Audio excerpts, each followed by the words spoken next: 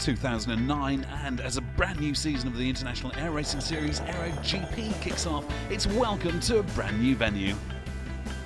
Deep in the deserts of the UAE, the Al Ain Air Show is the biggest date on the Middle Eastern calendar, and now, with the inclusion of Aero GP, Abu Dhabi is witnessing the biggest spectacle of modern air sports.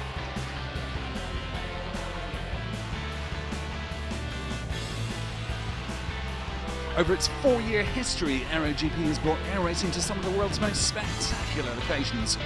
From historic Malta to the sun-drenched beaches of Constanța in Romania, all the way to the unique English seaside attraction that is sunny Blackpool.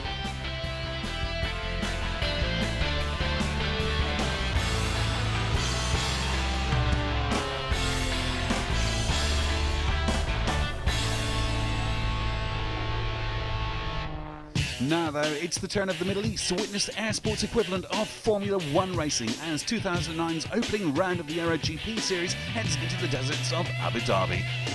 We're very proud to be invited here by Al Ain for the Al Ain Aerobatic Show in the Emirate of Abu Dhabi. It's just a fantastic location to hold an event, any event, but in particular an Aero GP. Not only is it the 100th anniversary of the history of the first ever air race, so it's a very exciting year for air racing in general, but the Aero GP has some new innovations which are really exciting. The venue is great, the scenery is great, and it's actually proving to really be conducive to very, very tight competition, so everything's working out really well. So, moving straight on to the runners and riders, Andy Bickmore is back, and this time he really means it. A former test driver, he's brought those on-the-edge driving skills to the world of air sports. Mark Jeffries is the British national champion and has a reputation for uncanny ability and calculated precision. All the way from Hungary, 2 times Aero GP champion Zoltan Veres is here with his brand spanking new MXS racer. Jerry Cooper from the UK is one of the world's top aerobatic display pilots and is currently ranked 8th in the world. And finally, the classic flyboy, former USAF pilot Smokey Young is the most experienced pylon racer here this weekend. They line up in 3 very distinct disciplines. Target dropping is the first of those, each pilot taking a single run over a ground marked spot onto which they have to drop what can only be called a bomb. Next up, it's the pilot's favourite, air combat, the discipline which tests every last one of their flying skills. Each will dogfight the other through a series of elimination rounds until the air combat champion of Al Ain is found.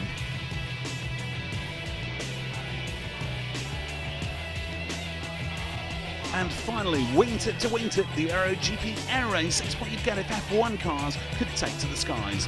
At altitudes of as little as 30 feet, it's a no-holds-barred race for the line with clean turns and clever passing manoeuvres meaning just as much as out-and-out power.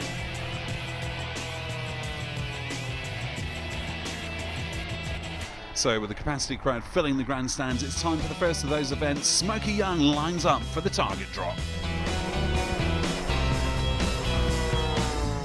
And the bombing competition is new to me. These guys have done it before. I think that my years of experience flying low levels, 200 feet and dropping bombs is going to come pay off, and they'll have a good shot at that one. So Smokey taking the low and level approach. Not the best of results for him.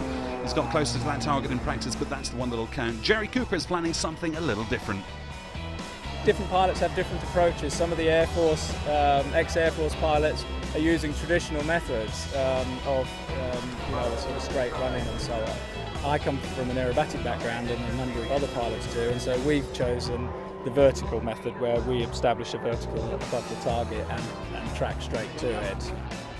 So Jerry Cooper taking the aerobatic approach straight up, more or less a stall turn at the top, lining it up as soon as he gets sight of the target and straight down now. Releasing, then pulling away with a couple of 100 feet to spare. He can sense he's got closer to the target than Smokey. And a victory roll there. Next up, Andy Bickmore with a slight variation on the traditional low approach.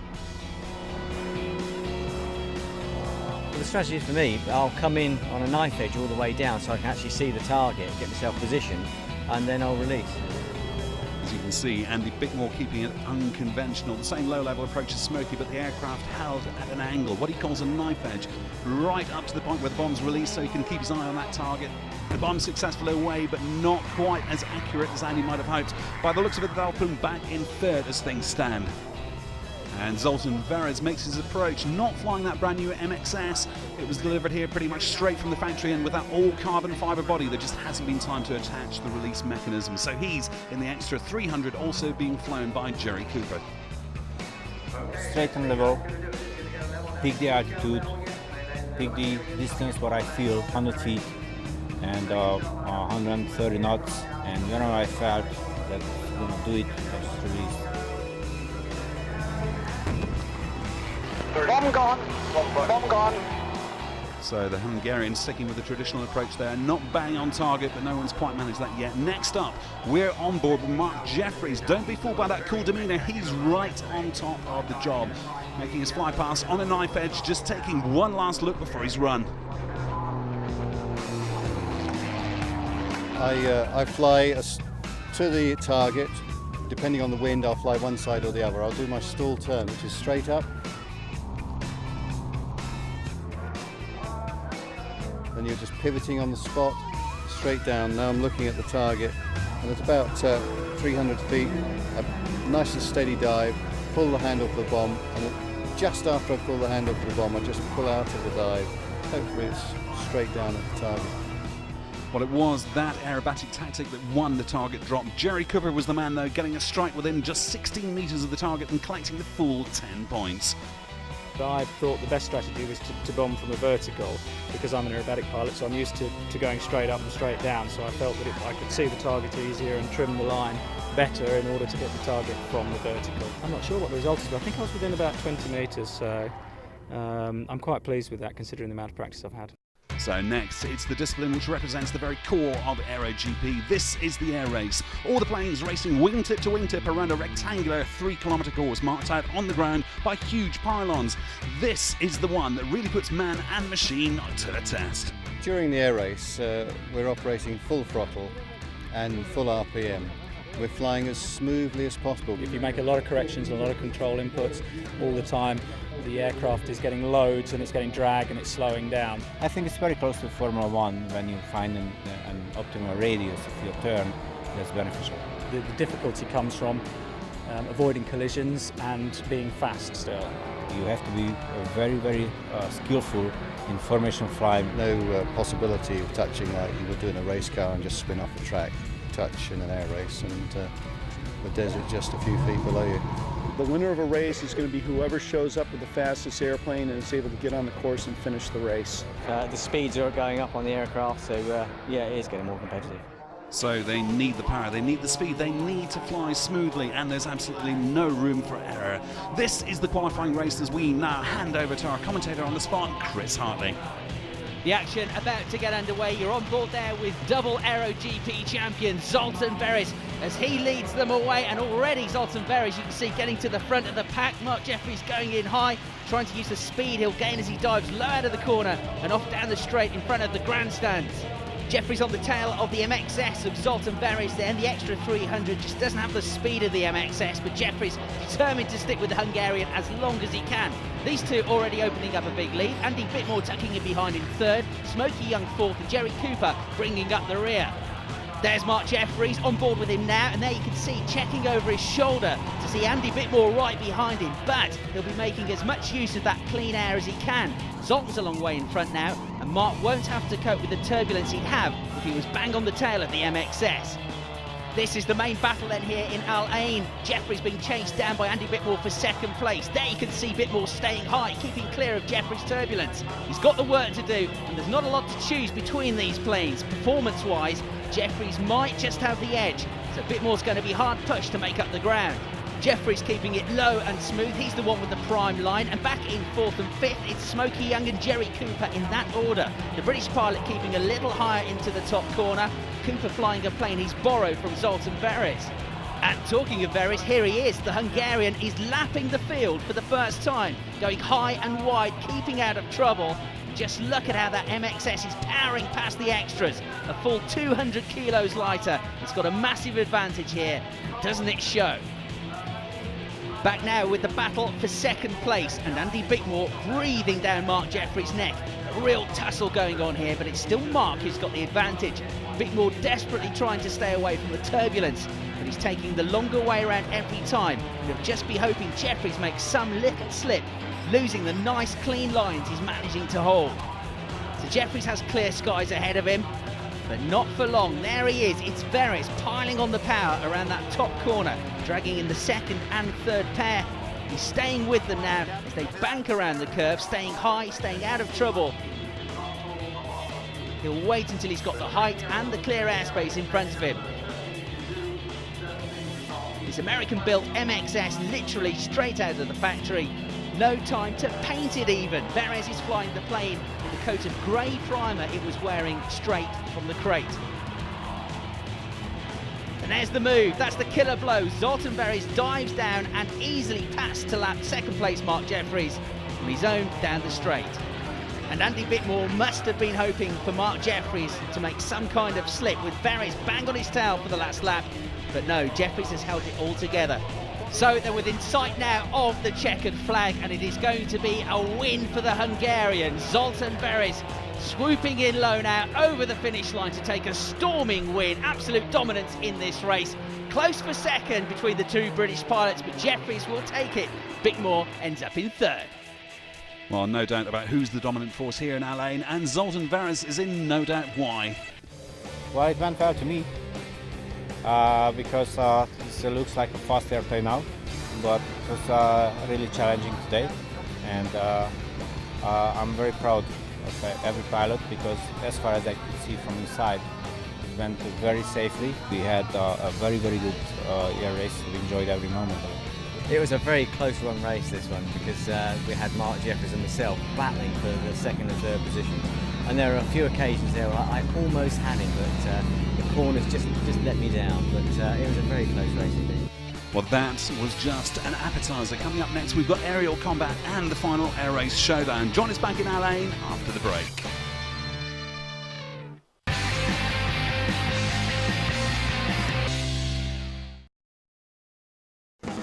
Welcome back to Al-Ain and the opening round of the 2009 Aero GP series. Some blistering action here already.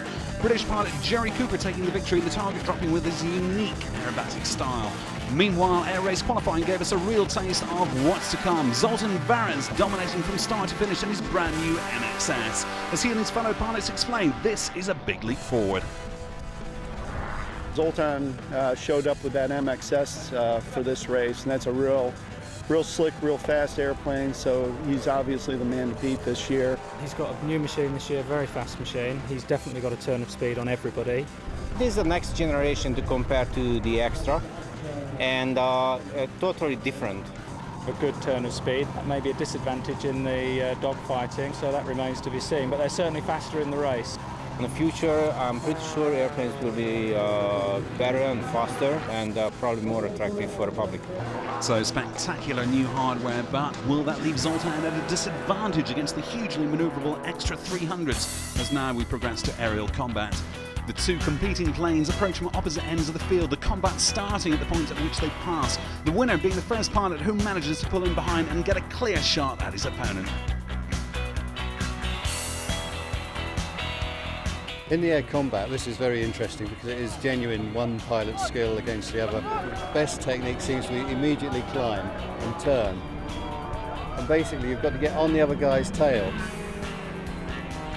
All pilots have a different strategy, and you have to adjust your own style to the other pilots to be competitive. You need to get in close, and so the aircraft in front is trying to avoid, so he's loading up and you're loading up, and so it's quite a fast-moving environment. We like it. Hopefully the crowd will like it also. So we'll skip forward through what's been a series of amazing heats in the air combat. Andy Bickmore was one of those who was looking good for the finals when he took on Jerry Cooper in the quarters and came out firmly on top. I pulled up and over on him, and I was on the back of him by the time we got round. It was pulling quite hard, it was about 8.5, 9G, but it worked. Well, unfortunately, all that hard work was wasted when a serious technical problem with his landing gear meant that Andy's plane was pushed into the hangar and took no further part in the action.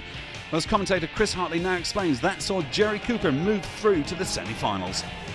Here's Jerry Cooper then, and with Andy Bickmore's plane out of action, it's Cooper that moves through to the semi-final up against Mark Jeffries. It all starts with this crossover manoeuvre, and you'll now see both pilots throwing those planes into a tight turn, desperately trying to get the edge. Identical planes pretty much, so this is going to be a tough one to call. Some of the pilots will pull immediately into a steep climb, trying to get the height advantage, but these two straight at one another's tails right from the off. Mark may be getting just a slight advantage here. There you can see just how much Mark Jeffries has managed to pull around on Jerry Cooper. And there's the hit. Jerry Cooper trails the smoke that signals a hit for Mark Jeffries. The judges on the ground confirm it, and Jeffries goes through to the final.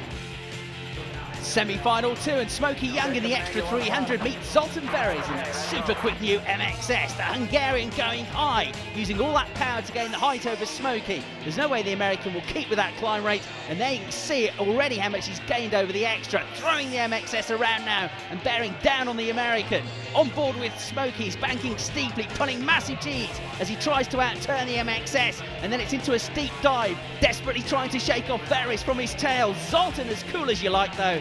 The Hungarian, having gained the height advantage, calmly trying to pick off a firing spot now. He'll climb up here to try and get the shot down, and Smokey's not getting out of this one.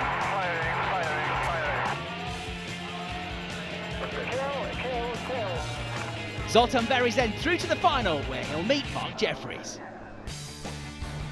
Here we go then, Jeffries there in the red plane, a closing speed approaching 400 miles an hour. They make the pass. There, Zoltan's trying exactly the same tactic that got him through to this point. He's gone high and fast. Mark Jeffries desperate to stay with him, but Veres has all that power to play with. This really isn't about speed at this point in a dogfight. It's as much about agility at pretty much minimum speeds. The winner will play to the strengths of his own plane while forcing his opponent to fly at design disadvantage, and that's exactly what Veres has been doing. It's all about a maximum turn rate and minimum turn radius, as Zoltan Veres now goes in for the kill. Firing. That's confirmed, hit confirmed. There you go, you heard it from the judges. Mark Jeffries turns on the smoke. He's been hit. He'll have to settle for the runner-up spot. Zoltan Veres takes yet another Aero GP win. So Zoltan Veres takes maximum points from the aerial combat. Mark Jeffries second, Jerry Cooper third. One more event to go, and with Andy Bickmore down and out with that technical problem, it's 4 planes for the air race final, for which we hand over now to Chris Hartley. You have a race, green flag, green flag. Taking Solly on the right. So Mark Jeffries taking an early opportunity to gain some height over Veres. He goes very, very wide, looking down onto the MXS of Zoltan Veres, who's running low and fast. Too fast, possibly, for Jeffries. The Brit gets his nose just ahead, but it doesn't last for long. The Hungarian is off down that straight, diving down, hugging the ground. He's got clear air in front of him. The top two already breaking away, then on board with Veres in the MXS, and you start to get an impression of just how fast these planes are going. So close to the ground, 30 feet in the case of Veres on those straights, and 30 feet leaves no room for error whatsoever. As Mark Jeffries said a little earlier, one mistake and the desert isn't going to be very forgiving. You're right on board with Jerry Cooper. He's in 4th place. There you can see Smokey Young right next to him in 3rd. These two sticking pretty much bang on one another's tails, and whoever's behind will be getting the roughest deal, quite literally. And it looks like it's Jerry who's tailing Charlie at this point. He'll be looking for any opportunity to get past the American. Remember, this is the only international air racing series in which you'll see multiple planes simultaneously competing against one another. This is pylon racing in its purest form, and you'll only see it at Aero GP. Smokey and Jerry Cooper still wingtip to wingtip. Cooper's got little choice than to keep it wide. These guys will try to keep well clear of one another in the turns. That's where the risks are highest. And there, look, behind them already, coming up to lap the 3rd and 4th battle is Zoltan Veres. You can just see him behind, over the shoulder of Jerry Cooper, but Cooper won't be aware of him just yet, and this is where mistakes can be made. He'll be looking to get past them as quickly and safely as he can. Well, I can't help but see him now. Veres going up and around Smokey and Jerry Cooper. staying very wide. Obviously, he's calming a turn, which is giving the MXS a greater distance to travel, but that speed differential he's got over the others should make a difference pretty soon. There's the move, and look at the speed he's gained coming out of the turn. The MXS storming ahead to put a lap up on the 3rd and 4th place battle. Now, Veres was at a bit of a disadvantage in the dogfight because the MXS might be a lot faster than the extras, but fresh from the factory, hadn't had a chance to tweak it. He said before the race it was a bit like driving a Formula 1 car, but straight from the box and with no practice and no setup. He used his power to gain him the advantage in the combat, and he's using it to his full advantage now in this race. So Zoltan Veres, flat out and the straights now, 500 kilometres an hour. He's a massively experienced pilot. He flies passenger airlines. He's got something like 14,000 flying hours under his belt. And there he is, coming up to lap the 2nd place plane of Mark Jeffries. Now, there's absolutely no communication with people on the ground. These pilots rely solely on communication over the radios with one another to make sure that they're safe, they can see each other, and then you can see them looking over their shoulders, acknowledging there that Mark Jeffries is about to be lapped by the much quicker plane of Zoltan Veres, who goes through safely. And now he's a lap up on the entire field. So this plane dominating. He's explained to us earlier that it was like switching up from a sports car up to a Formula 1 style car. It's got that much of a power advantage, and we've really been seeing it here in this Aero GP. Mark Jeffries still doing a good job though. In 2nd position, he's still a long way clear of the rest of the field.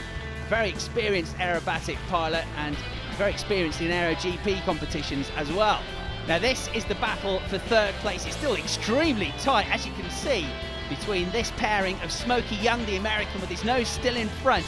Jerry Cooper, who's relatively new to Aero GP competition, is all over the back of him, but he just can't match the experience here of the former US Air Force pilot. That said, it's giving him a very good run for his money, and now look at him climbing high, a good 30-40 feet higher than the American. The tactic here is to try and dive down and gain the extra speed to make a pass coming out of the turn. You can see Smokey Young positioning his plane there exactly where it needs to be on the racing line. He knows what's coming, and for lap after lap, he's been able to keep Jerry Cooper just behind him.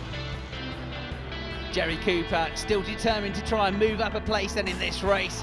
At his Aero GP debut in 2008, he went on to win his first event at Constanta in Romania, so he's a very strong pilot. And there again is Zoltan Veres coming round to put a lap on this pair, another lap on them, and this highly lightened plane made of carbon fibre throughout, and it's been giving him a huge advantage in the racing here. He's certainly doing a good advert for the plane. He's coming up to lap Jerry Cooper. You're on board with him now in 4th place. He learned to fly as a teenager. Took some time before he got into competitive aerobatics, but he's in the top 10 in the world these days. Oh, and then a big wiggle on for Zoltan Veres there. He's picking up the turbulence from this pair now, and even though he's a couple of laps up on them, or about to be, he's still got to be very careful about where he picks his way through, particularly as they're involved and embroiled in such a tight race with one another. They're concentrating on their own battle, and he's got to kind of find a way around them, but he does so fairly easily, puts another lap up on them, and he's increased his advantage once more over the 2nd place plane of Mark Jeffries, who in turn is well clear of this 3rd place battle. They swoop down past this 60,000 strong crowd, enjoying pylon racing for the first ever time in the Middle East. And there's the man that still leads this race now by a comfortable margin, Zoltan Veres, within sight now of the checkered flag.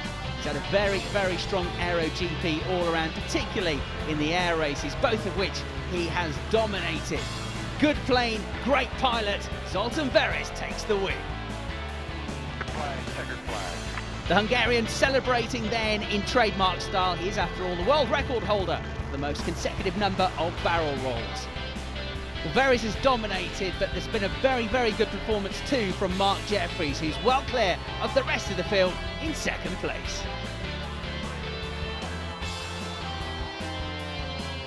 So Zoltan takes maximum points from the air race, Mark Jeffries 2nd and Smokey Young 3rd. And that's enough to give the Hungarian the overall win here in our lane. Mark Jeffries and Jerry Cooper are the runners-up. And so Zoltan Veres lifts the trophy at the opening round of Aero GP 2009. Taking my previous results from bombing and from the dogfight, I was quite confident to come to the air race. And I thought and I felt my airplane has the biggest chance on the air race because it was considered the fastest one. I love this race. I felt comfortable with it. I'm just hoping that all enjoyed it because we did very much. Well, that's the conclusion of our report here from Al Ain in Abu Dhabi. Join us again soon.